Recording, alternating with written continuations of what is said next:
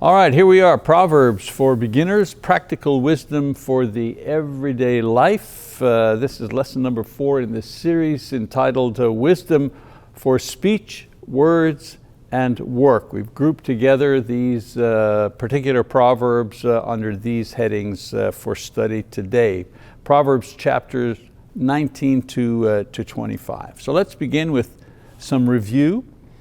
The material we went over in our last lesson emphasized the practical application of wisdom in daily life, focusing on the contrasts between righteousness and wickedness, the rewards of fearing the Lord, and the impact of integrity and kindness in relationships and behavior.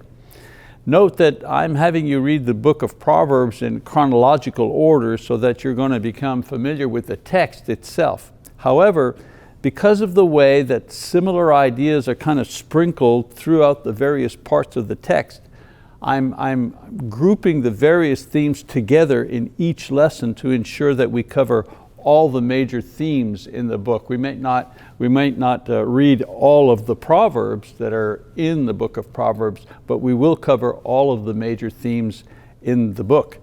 Our previous study of various Proverbs were characterized by their use of various forms of Hebrew poetry, various techniques, if you wish, to brighten or to bring alive the verses. Things like parallelism or imagery, metaphor, brevity, and pithiness.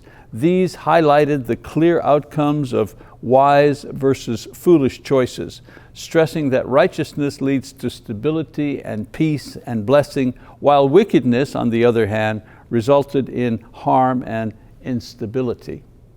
Practical themes such as the power of words, the value of humility, and the importance of honest living were also explored, offering actionable insights for believers striving to align their lives with God's wisdom. You learn the wisdom, you understand what God desires for a righteous living, presented to us in these succinct ways that the Proverbs addresses each issue, and it gives us, supposedly, it gives us an action plan for our own lives. That study underscored the idea that wisdom is not only a matter of understanding, but it's a call to live in a certain way that honors God and benefits other people. So in our lesson today, we're going to examine the value of wisdom as it is used in various contexts. In other words, the more practical use of wisdom in everyday life. So we begin with wisdom for speech and words. The power of words, life versus death. Words, the writer says, words have power to shape lives, either by fostering growth and healing or by causing harm and destruction. Proverbs vividly illustrates this contrast, encouraging thoughtful speech. So here are some scriptural references, and we'll kind of unpack these as we go. There is one who speaks rashly, like the thrusts of a sword, but the tongue of the wise brings healing. This is Proverbs 12, verse 18.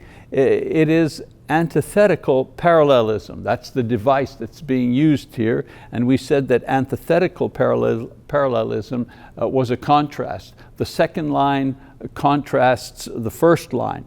In this proverb, we read that careless speech harms deeply, like a sword cutting flesh, while wise words are soothing and restorative.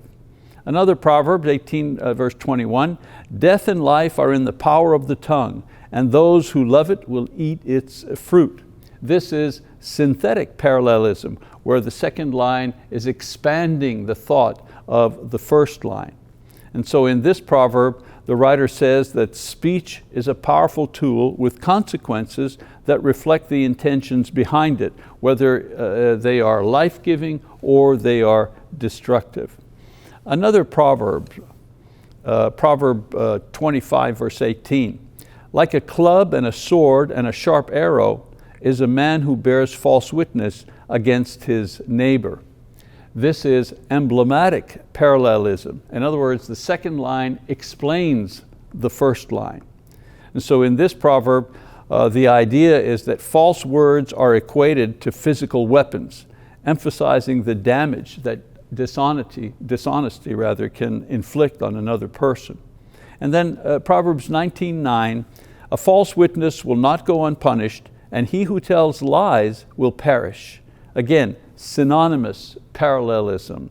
Synonymous parallelism is when the second line simply repeats what the first line has already said. So some applications to these particular proverbs about words, the power of words. The first is we should reflect before speaking, considering the potential impact of our words on ourselves and on other people. The practical implication here is that we should practice intentional encouragement by speaking one kind or affirming word to someone when the opportunity presents itself. We keep on going with other examples, speaking truth, kindness, and restraint. Here Proverbs highlight the value of truthfulness, kindness, and restraint in speech, showing how these qualities contribute to peace and harmony in relationships. So for example, in Proverbs 12, verse 22, lying lips are an abomination to the Lord, but those who deal faithfully are His delight. Here we have antithetical parallelism, where we have a contrast, where the second line contrasts the first. The proverb basically says, truthfulness honors God and builds trust, while dishonesty offends Him and harms relationships. Proverbs 15:1, a gentle answer turns away wrath, but a harsh word stirs up anger. Again, antithetical parallelism, where we have the second line contrasting the first. The insight here is the way that we respond in tense situations can either diffuse the conflict or escalate the conflict. Another proverb, Proverb 25 verse 15 says, by forbearance a ruler may be persuaded, and a soft tongue breaks the bone. Here we have synthetic parallelism being used, and also hyperbole.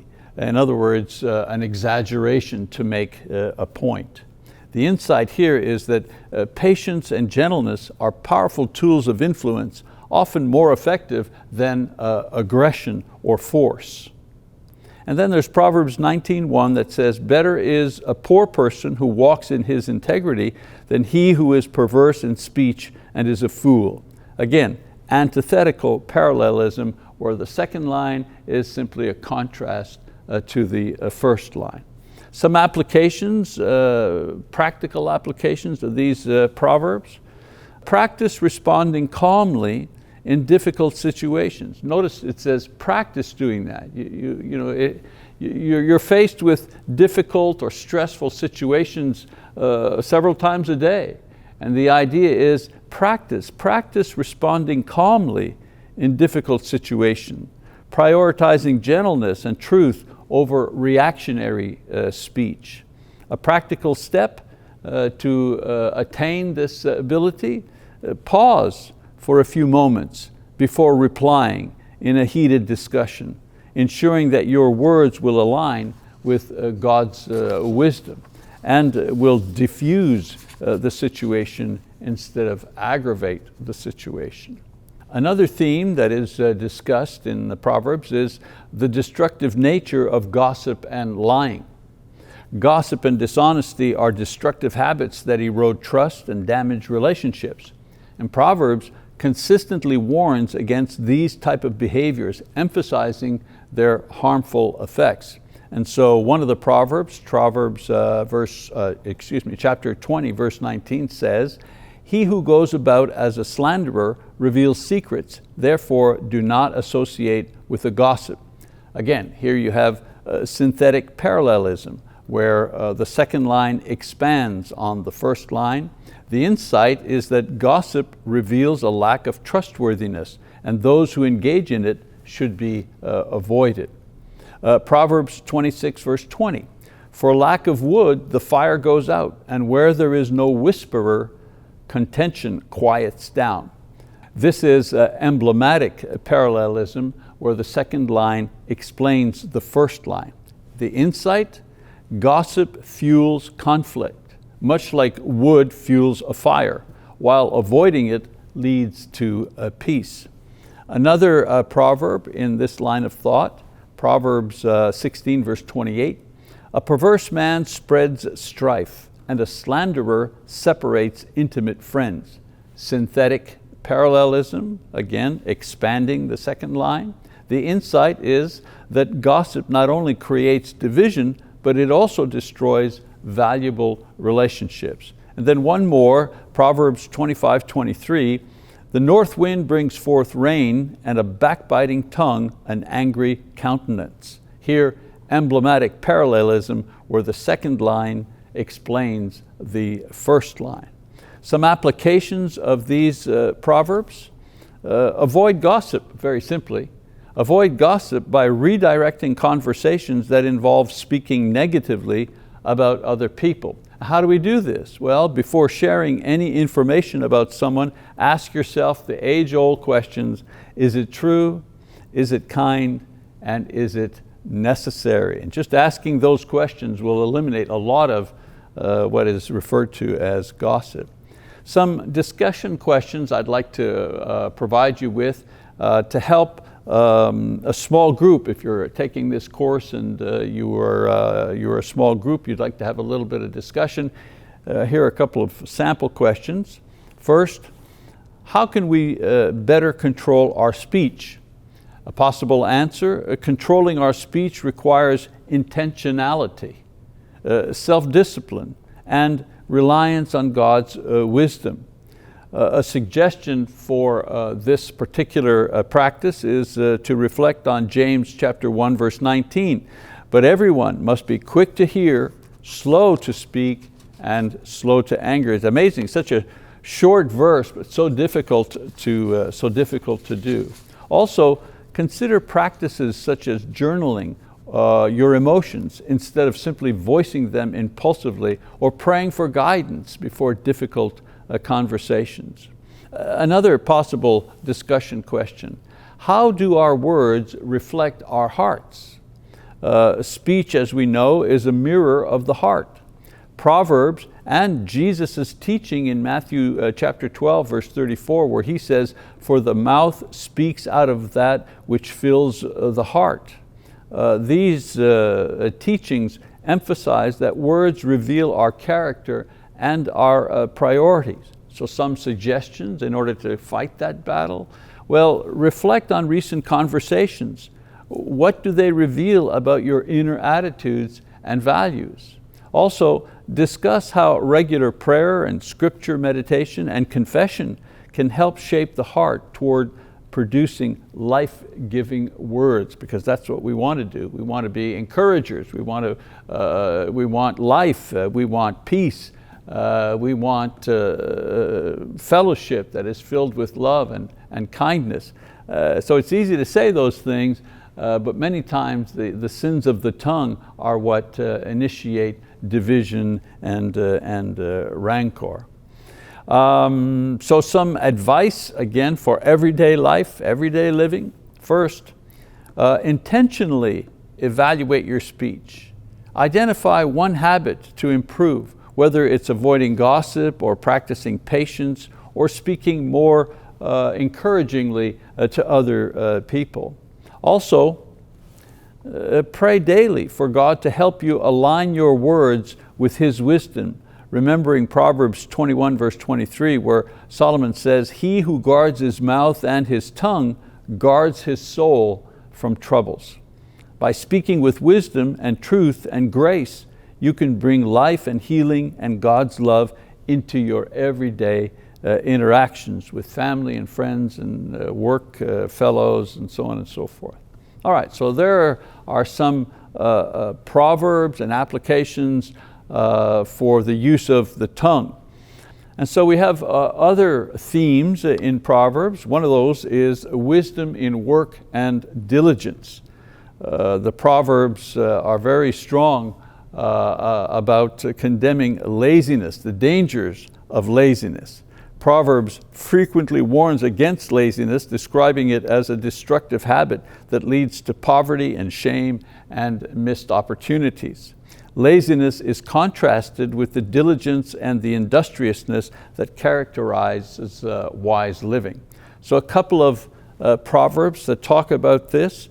Proverbs 6, verse 6 to 8 says, "Go to the ant, O sluggard, observe her ways and be wise, which having no chief officer or ruler, prepares her food in the summer and gathers her provision in the harvest." And so this is an emblematic parallelism, or rather the technique used here is emblematic parallelism, where the second line explains the first line. Another parable, Proverbs 6, verse 10 and 11, "A little sleep, a little slumber, a little folding of the hands to rest. Your poverty will come in like a vagabond, and your need like an armed man." So this is synthetic parallelism, expanding. The second line expands the first. Another one, Proverbs 12, verse 27, "A lazy man does not roast his prey, but the precious possession of a man is diligence." So here, antithetical parallelism. You have the contrast. The contrast is in the beginning of the parable, you have a man who has, he's caught something, whatever it is, a bird, an animal, but he's too lazy to prepare it and cook it and eat it. Whereas the diligent man is diligent in all of his ways, not just his work, but he's diligent in preparing his food and so on and so forth. And so his gift is diligence, not that he's a good hunter or anything like that. His gift is, whatever he takes on, he's diligent at completing it. So some of the applications for these type of parables, first, recognize the areas in your life where procrastination or inaction is holding you back. Usually, a lot of the times we fail because we haven't even begun, or we've put off things till it is too late to actually complete them. A practical step to help yourself is to set specific, measurable goals for your tasks. Breaking larger projects into manageable steps in order to ensure progress. Sometimes you have a big project and you look at it, it looks like a huge mountain. You figure you'll never get there. And of course, if that first impression is what stays with you, then you will never get there because you won't even begin. But if you begin chopping away at it a little at a time, eventually you begin to see the light at the end of the tunnel. You begin to see the end of the project. And Proverbs encourages us to do this very thing. Another thematic element is diligence. He speaks about laziness, and then he also speaks about diligence and the reward of diligence. Proverbs consistently associates diligence with success, prosperity, and respect, self-respect and respect from other people. Hard work is portrayed as a pathway to personal fulfillment and a means of glorifying God. And so a couple of Proverbs that talk about this. Proverbs 10 verse 4, "Poor is one who works with a negligent hand, but the hand of the diligent makes rich." So here we have antithetical parallelism, where you have a contrast between line 1 and line 2. Another proverb, Proverbs 12 verse 11, "He who tills his land will have plenty of bread, but he who pursues worthless things lacks sense." Again, antithetical parallelism, where there is a contrast between the first line, the diligent working hard, and the second line, the lazy individual pursues worthless things, doesn't get down to business, and I think we all do that at times. We'll do 101 things before we get to the thing that we need to do. Another proverb in this vein, Proverb 21 verse 5 says, "The plans of the diligent certainly lead to advantage, but everyone who is hasty comes surely to poverty." Proverbs 21:5, as I said, antithetical parallelism. Here a contrast between the first and the other. The diligent, plodding away one step at a time, will meet with success. But everyone who is hasty, some people hasty, without thinking. They go into things without thinking or planning, same idea. Proverbs 22:29. Do you see a man skilled in his work? He will stand before kings. He will not stand before obscure men. Here, synthetic parallelism, where the second line expands on the first line. Some applications to these few parables about diligence. First, commit to developing skills that will increase your effectiveness in your work. I think we understand that idea. We're trained in a certain thing, but there's always more to learn. An extra seminar, read a book, get some mentoring from someone who is more skilled or more experienced than you are. That's the idea. A practical step, spend time each week improving one area of your profession or your personal skill set through learning or through practice. And of course we do that on our own, but many companies offer all kinds of skill enhancement programs because they know that helping their employees improve their skills is good for the bottom line. Another idea in this vein of being diligent is wise stewardship of time and resources. Proverbs highlights the importance of managing time and resources wisely, emphasizing that success comes from intentional effort rather than idle behavior. Stewardship involves using what God has entrusted to us for His glory and for the good of other people. And so some scriptures that talk about this idea. Proverbs 20 verse 4. The sluggard does not plow after the autumn, so he begs during the harvest and has nothing. And so here we have emblematic parallelism where the second line explains the first line. He doesn't plow after autumn. He's done. He's finished early in the year, and so in the late season has nothing to eat. Another proverb 24:30-31. I passed by the field of the sluggard and by the vineyard of the man lacking sense, and behold, it was completely overgrown with thistles. Its surface was covered with nettles, and its stone wall was broken down. And so here you have emblematic parallelism. Second line simply explains the first line.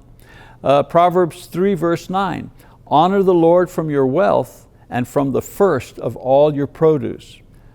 Synthetic parallelism, second line is expanding the first line. A couple of applications here. First, evaluate how you're spending your time and your resources. Look for areas where you can be more intentional and disciplined. A practical step to achieving these things, create a weekly plan that prioritizes work and rest and giving, ensuring that your time and resources align with God's purpose. The thing we need to realize, these Proverbs are teaching us, is that time is an asset, and how you invest your time is important. If you scrutinize a person's schedule and you look at how they've invested their time over a week, you can usually tell if they're successful, not just in business, but if they're successful in their family life, in their personal life, in every area of their life, is how we invest our time. Some discussion questions that can be used to develop this idea in a small group. First, what does Proverbs teach about work?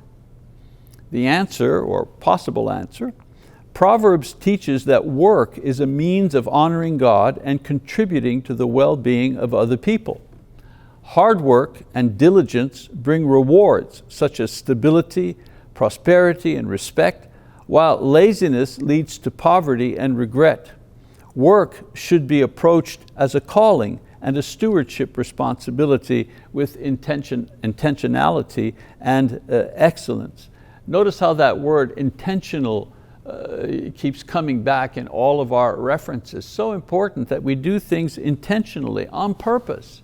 Not an accident, not a fluke, not just throw something up against the wall to see if it sticks, not that. We try things with with the intentions of certain results. That's the way we can tell if something will work or it won't work. Another question, how do we work as for the Lord? Paul mentions that in Colossians 3, verse 23. Possible answer, working as for the Lord means recognizing that all work, no matter how mundane, is an act of worship when it's done with integrity and excellence, from washing the dishes to building a computer. It involves prioritizing God's values in our tasks, things such as honesty and diligence and serving others, and seeking to glorify Him through our efforts. This perspective transforms work from being a simple chore into an opportunity to serve God and others. Your service to God is not limited to attending church services.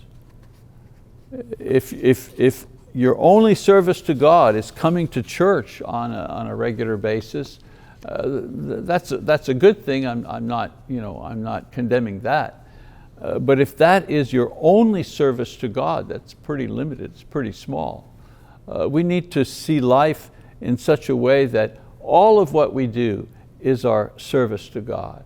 Everything that we do, how we treat our spouse, the attitude that we have with our children, the things we say to other people, all of those things can be put on the altar as a sacrifice of thanksgiving, or a sacrifice of joy, or a sacrifice of service to the Lord. A life that is always attuned to the idea that God is sovereign over all things in our lives. And it's up to us. We have the free will to offer to Him every part of our lives, the highest spiritual part where we're in prayer or participating in a spiritual activity, to the most mundane, mowing the lawn on a Sunday on a sunny afternoon. All of these things can be offered to God in a spiritual context.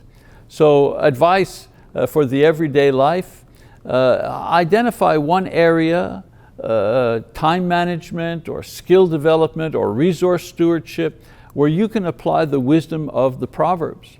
Commit to making a small actionable change that aligns your work habits with God's principles. In other words, I will work more diligently. I will serve more honestly. I will speak more sincerely. All these things that we can realign so that they align with God's wisdom, and God's wisdom that we see expressed in the book of Proverbs. Also, pray for strength and guidance, remembering commit your works to the Lord and your plans will be established. That's such an encouraging scripture. Commit your works. Your works. Well, what are your works? They're everything that you do are your works, not just what you do at church. You pass the plates, or you greet members, or you work in the sound booth. Not just those works. Your job, your hobbies. Commit your works to the Lord, and your plans will be established. By whom? Well, by the Lord. He'll be with you. By the way, this is Proverbs 16:3, synthetic parallelism. The second line expands the first line. By embracing diligence and stewardship, we can experience the rewards of hard work and honor God through our efforts. So I want to give some practical takeaway lessons from the themes that we have looked at in Proverbs today. First takeaway lesson is this: work with excellence and purpose. Your work, whether at home, in your career, or in service to others, is an opportunity to glorify God. Proverbs reminds us that diligence leads to rewards, while laziness results in loss. Not just material loss, but spiritual loss as well. Well, what is the greeting that we're anticipating? When you go to heaven, what does Jesus say? What are the words that He will greet us with? Well done, good and faithful servant. Well done, good and faithful service. Well, That well done part is created here on earth by working with intentionality, by working with diligence, by doing things in such a way that we always have the Lord in mind for what we are doing. In Proverbs 16:3, Solomon says, "Commit your works to the Lord and your plans will be established." Practical action here, approach each task with excellence. I'm going to do my best, the best that I can. Regardless of the size of the job or the project or the visibility of it, commit your work to the Lord, knowing that it reflects your faith and your integrity. Another lesson we can draw: plan and prioritize wisely. Wise stewardship of time and resources is essential for productivity and success. Avoid the trap of procrastination or neglect, and instead focus on intentional planning. Proverbs 21:5 says, "The plans of the diligent lead surely to advantage, but everyone who is hasty comes surely to poverty." This is one that we've read before, antithetical, the contrast of the two lines. The practical action is the following: take 15 minutes at the start of each day or week to organize your priorities, ensuring that you're making the best use of your time and your energy. You have to think things through. Sometimes things are not going well because we've fallen into a bad habit, or we've got our priorities in the wrong order. It's always good to sit and think, what am I doing? What am I shooting for? What's really important? And separate the old story. There are some things that are urgent, and then there are some things that are important, and we need to know the difference between the two. And then one more: be faithful in small things. Success and growth often come through faithfulness in seemingly minor responsibilities. As Proverbs teaches, diligence in small, consistent efforts leads to lasting results. Proverbs 24, verse 30 and 31. "I passed by the field of the sluggard, and by the vineyard of the man lacking sense, and behold, it was completely overgrown with thistles. Its surface was covered with nettles, and its stone wall was broken down." Emblematic parallelism explaining. And we've read this one before, but it is so accurate to support the idea of being faithful in small things. So here's a practical action plan. Identify one small task or habit that you've been neglecting, or commit to addressing it this week. It doesn't matter what it is. Perhaps it's tidying up a space, or learning a new skill, or completing an unfinished project. Whatever it is, with intentionality, get things done. Make sure that you don't leave things to chance.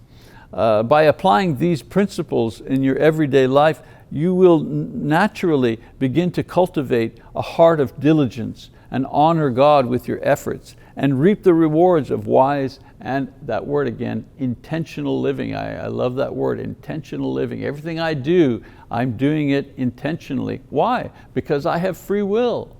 I can choose to be lazy and to neglect things, or I can choose to take care of my business, my affairs, my responsibilities. Intentionality is the key.